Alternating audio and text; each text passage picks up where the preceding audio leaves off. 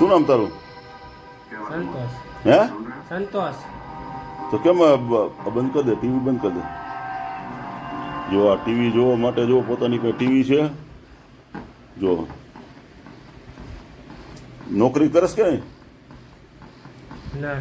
શું કામ નથી નોકરી કરતો? હે?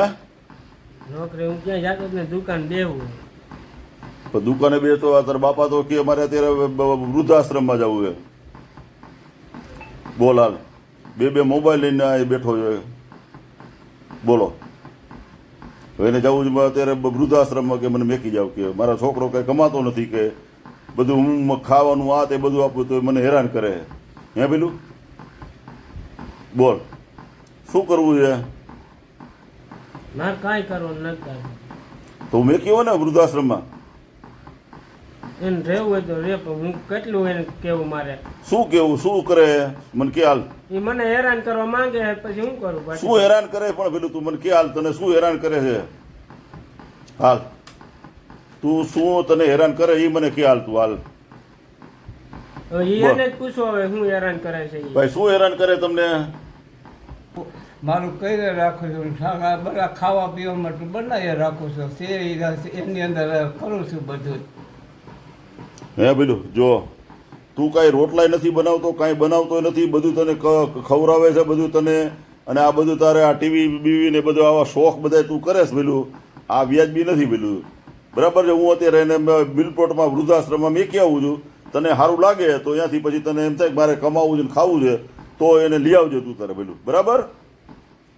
હાલો જો આ ઘરની જો પોઝિશન જો તમારે જો આ મંગાભાઈ પોતે અહીંયા ધમલપુરમાં રહે છે. જો આ પોઝિશનમાં પોતે રહે છે. એક નાની એવી દુકાન છે. જો અહીંયા મંગાભાઈ પોતે અહીંયા આમાં રહે છે પોતે. પણ આજે એના છોકરાઓ પણ બધા એને રાખવા માટે તૈયાર નથી.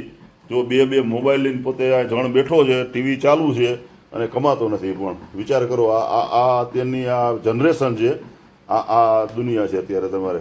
એટલે અત્યારે મંગાભાઈ મારી પાસે આવ્યા છે, મને કે તમે વૃદ્ધાશ્રમમાં મને મેકી જાઓ. જવું છે ને વૃદ્ધાશ્રમમાં? જવું છે. હાલો હવે આપણે એમને વૃદ્ધાશ્રમમાં મેકી જઈએ. ભાઈ જો હું મેકી આવું છું. બરાબર? તને સારું લાગે તો લઈ આવજે. ઘર છે સરસ મજાનું, પણ છોકરો કમાતો નથી. આ એની એક નાની એવી દુકાન છે કરિયાણાની. પણ મંગાભાઈ આર્થિક રીતે નહીં પણ એક માનસિક રીતે થાકી ગયા છે. હવે દીકરો કમાતો નથી એટલે મંગાભાઈ કે અત્યારે મારા ઘરે આવ્યા હતા. મંગાભાઈ અત્યારે કહે છે કે ભાઈ મારે વૃદ્ધાશ્રમમાં જવું છે. જવું છે ને મંગાભાઈ આપણે? જવું છે. હાલો જો એને જવું છે એટલે હું વૃદ્ધાશ્રમમાં આમ વાત કરી છે મિલપ્લોટમાં. હવે અહીંયા મંગાભાઈને મેકી આવી. જો એના છોકરાને સારું લાગે તો એ તેડી જાય. એમ થાય કે ભાઈ મારે કમાવવું છે ને એ બધું. બાકી આપણે એમને અહીંયા મેકી આવીએ. બરાબર? હા હાલો. જો શિવાલય શેલ્ટર હોમ શિવાલય ખાતે જે આજે મંગાભાઈ મારા ઘરે આવેલા અને મને કહે કે મારો છોકરો રાખતો નથી અને હવે મારાથી કંઈ થઈ શકે એવું નથી. એટલે હવે આપણે એમને જો અહીંયા શિવાલય આવતા જો આ બધા વૃદ્ધાશ્રમ માટે જે શિવાલયનું જે કામ જે છે બધા આવા લોકોને રાખે છે. આજે સવારે ભાઈ મારી પાસે ભાઈ આ આવ્યા મંગાભાઈ મારી પાસે, મને હેરાન કરે છે. શું તમારી પરિસ્થિતિ શું છે જરા કહેશો તમે? કેમ તમે નથી અહીંયા રહેવું તમારા ઘરે? મારા ઘરની અંદર જો બાપ દીકરો બે છે. હા કરતો હરતો હું છું. બરાબર. નાના છોકરાની ભાગની દુકાન રાખી છે, એમાં બકાલાના ખાલી થાય.